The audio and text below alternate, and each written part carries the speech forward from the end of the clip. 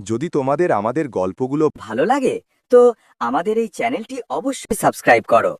পুরানো যুগের কথা, যখন মানুষের জীবন ছিল সরল আর সাদামাটা, কিন্তু দৃঢ় ছিল ভালোবাসা আর নেকির আলো। সেই সময়ে আরবের এক রিয়াসতে বাস করত এক ন্যায়পরায়ণ বাদশাহ।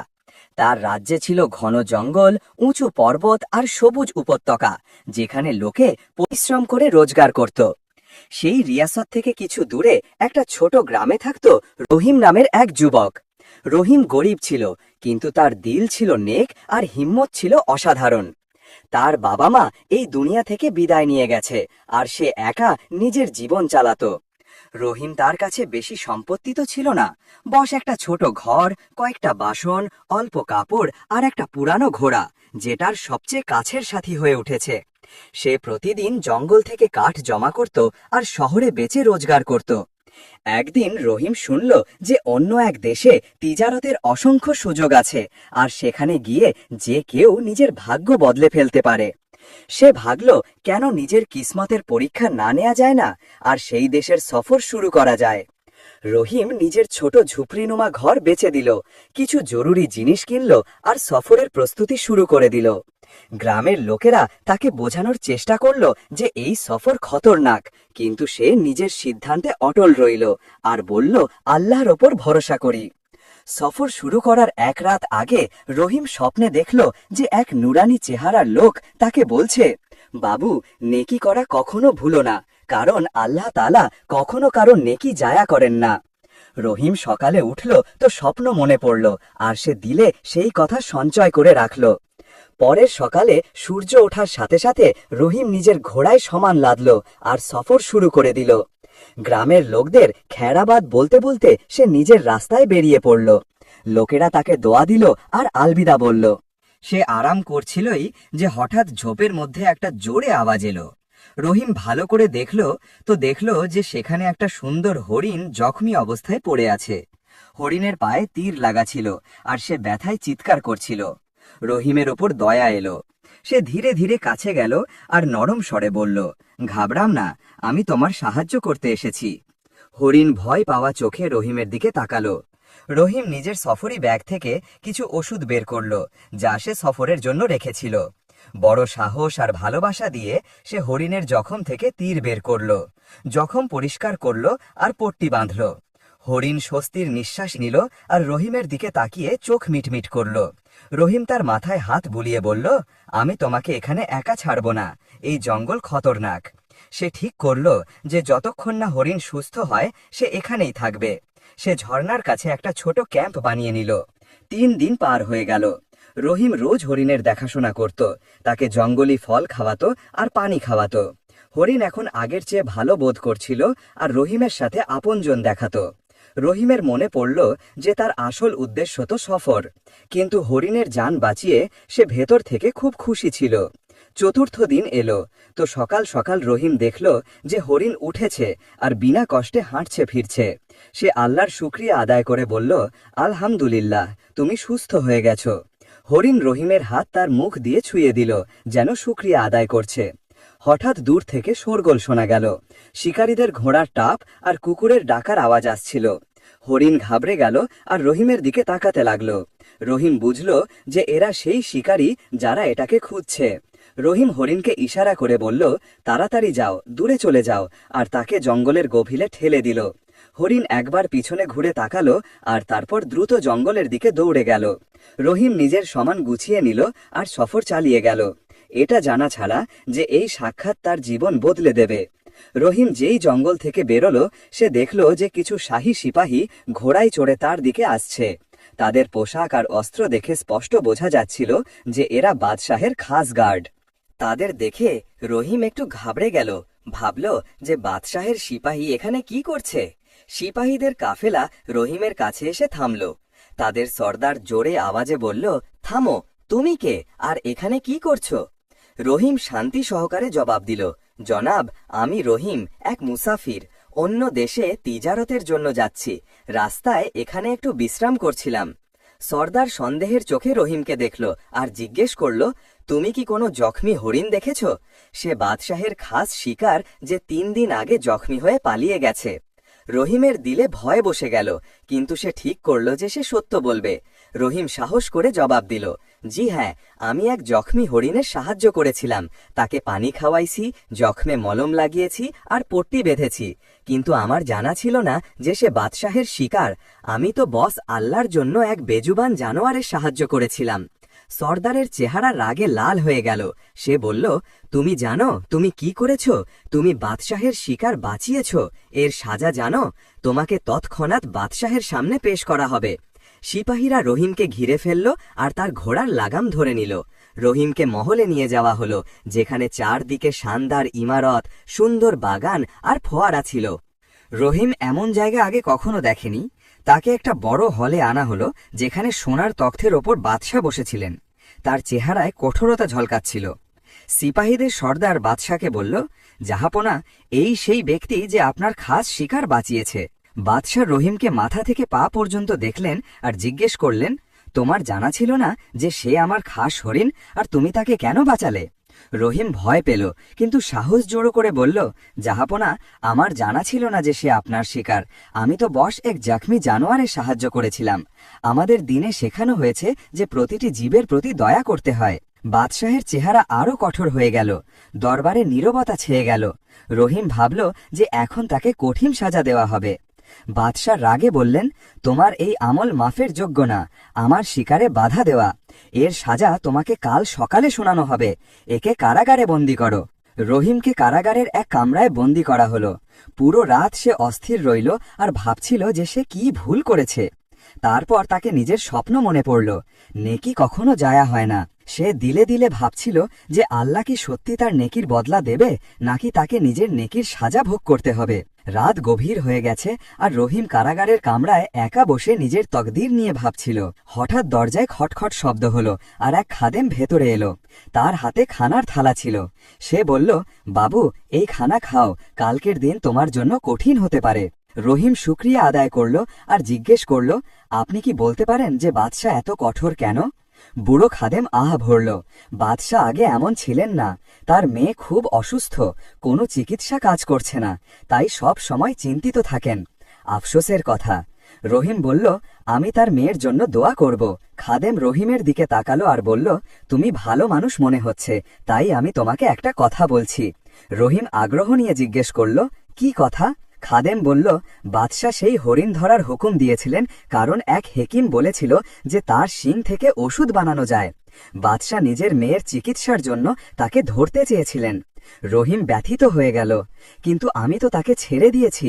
যদি সে শাহজাদিকে সুস্থ করতে পারত, তাহলে হয়তো আমি খুব বড় ভুল করেছি। খাদেম বলল, ইনশা আল্লাহ তোমার নেকির ফল তোমাকে অবশ্যই মিলবে। আল্লাহর ওপর ভরসা রাখো। রাত গভীর পর্যন্ত রহিম ঘুমিয়ে পড়ল। সে স্বপ্নে দেখল যে কামরায় একটা জোরালো আলো ছড়িয়ে পড়ল। তার সামনে একটা সুন্দর নুরানি চেহারা দাঁড়িয়ে, যা ধীরে ধীরে হরিণের রূপে বদলে গেল। সেই হরিণই যাকে রহিম বাঁচিয়েছিল। স্বপ্নে রহিম অবাক হয়ে জিজ্ঞাসা করল, তুমি এখানে কিভাবে? হরিণ বলল, আমি কোনো সাধারণ হরিণ না, আমি সেই জঙ্গলের মুহাফিজ। তুমি আমার জান বাঁচিয়েছিলে, এখন আমি তোমার সাহায্য করব। বাদশাহের মেয়েকে একটা অদ্বিতীয় ফুলের দরকার, যা শুধু আমি জানি। হরিণ নিজের শিং থেকে একটা চকচকে পাতা বের করল আর বলল, এই পাতা পানিতে ভিজিয়ে শাহজাদিকে খাওয়াও, সে সুস্থ হয়ে যাবে। কিন্তু এই কথা কাউকে বলো না যে আমি এসেছিলাম। বস এটুকু বলো যে এই জড়িবুটি তুমি নিজের গ্রাম থেকে এনেছ। রহিম পাতা নিল আর বলল, শুক্রিয়া, আমি তোমার সাহায্য কখনো ভুলব না। হরিণ হাসল আর বলল, নেকি কখনো জায়া হয় না। এতটুকু বলে হরিণ আলোয় বদলে গেল আর অদৃশ্য হয়ে গেল। ঠিক তখনই রহিমের চোখ খুলে গেল। সকাল হয়ে গেছে। সিপাহীরা রহিমকে নিতে এলো আর বলল, বাদশাহ তোমার অপেক্ষায় আছেন।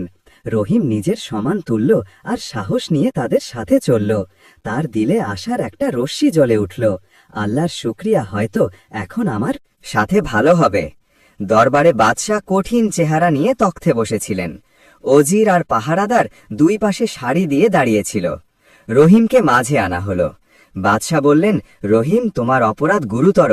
তুমি শাহী শিকারে বাধা দিয়েছ, এর সাজা মৃত্যু। পুরো দরবার নিস্তব্ধ হয়ে গেল। রহিম কাঁপছিল, কিন্তু সাহস করে বলল, জাহাপনা, আমি সাজা মেনে নিতে প্রস্তুত, কিন্তু একটা অনুরোধ। আমি শুনেছি আপনার মেয়ে অসুস্থ, হয়তো আমি তার সাহায্য করতে পারি। কি বললে তুমি? বাদশাহের চোখ চকচক করে উঠল। তুমি আমার মেয়ের সাহায্য কিভাবে করতে পারো, যখন আমার সব হেকিম ব্যর্থ হয়েছে? রহিম নিজের কাপড় থেকে সেই পাতা বের করল যা সে হরিণের জখমে লাগিয়েছিল। এটা আমার গ্রামের একটা খাস ওষুধ। বাদশাহ ওজিরের দিকে তাকালেন। ওজির বললেন, জাহাপনা, সম্ভব, এটা কোনো চাল হতে পারে। বাদশাহ বললেন, যদি এটা সত্যি হয় তাহলে আমি নিজের মেয়ের জন্য যা কিছু করতে প্রস্তুত। একে একটা সুযোগ দাও।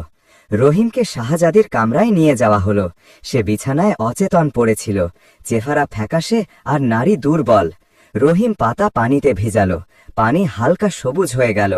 সে বাদশাহের অনুমতি নিয়ে সেই পানি শাহজাদির ঠোঁটে লাগালো আর কিছু ফোঁটা খাওয়ালো। কিছু মুহূর্তের জন্য কামরা নিস্তব্ধ রইল। সবার চোখ শাহজাদির ওপর। হঠাৎ তার ঠোঁটে নড়াচড়া হলো, চোখ খুলল, রং ফিরে আসতে লাগল। সে ধীরে স্বরে বলল, আব্বু যান। বাদশাহের চোখে পানি এলো আর তিনি দৌড়ে মেয়েকে জড়িয়ে ধরলেন।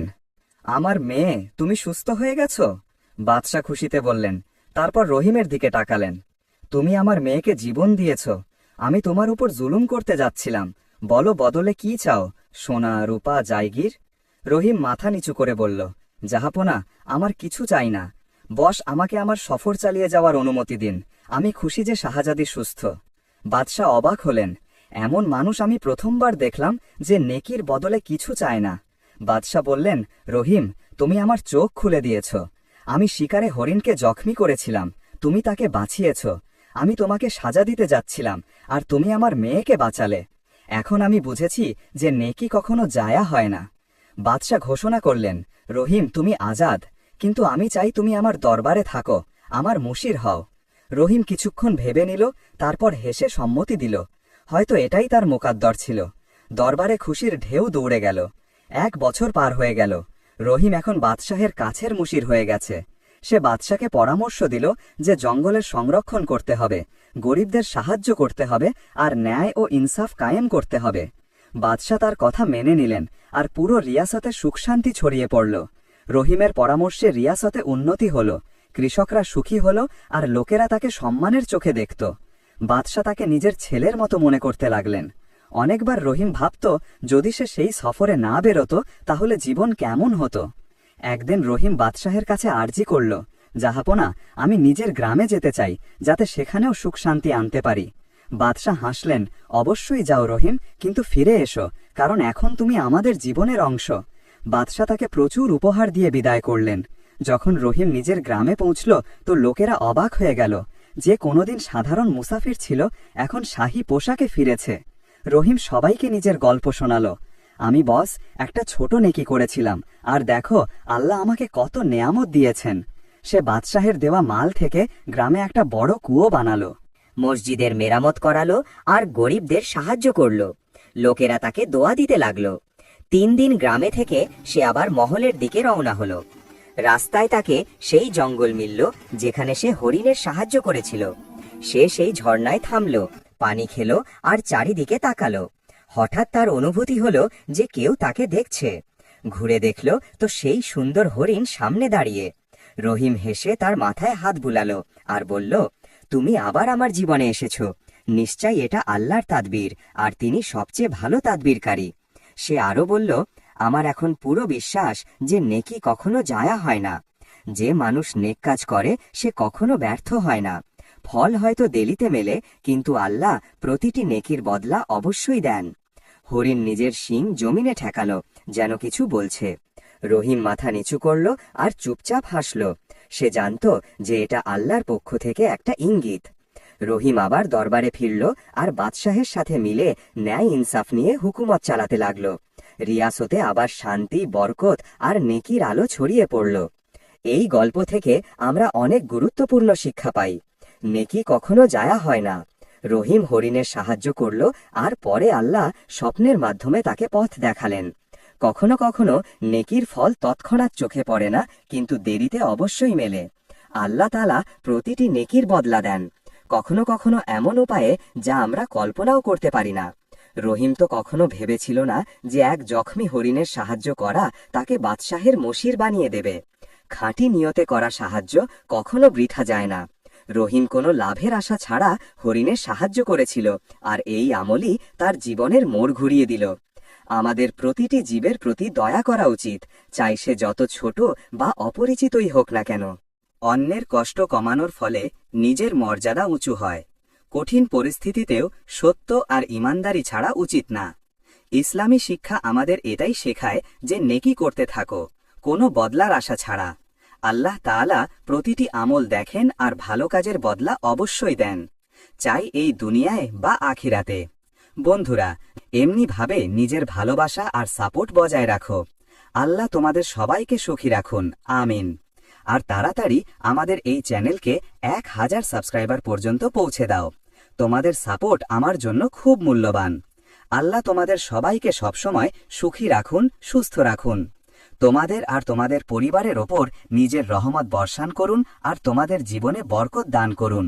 তোমাদের প্রতিটা লাইক আর সাবস্ক্রিপশন আমাদের জন্য মোটিভেশন, যে আমরা তোমাদের জন্য আরও ভালো আর আকর্ষণীয় ইসলামী গল্প নিয়ে আসি। আল্লাহ তোমাদের প্রতিটি কষ্ট থেকে বাঁচান আর তোমাদের প্রতিটি দোয়া কবুল করুন। খুব খুব শুকরিয়া বন্ধুরা, এত সাপোর্ট করার জন্য। মিলব আর একটা গল্প নিয়ে। ততক্ষণ পর্যন্ত আল্লাহ হাফেজ।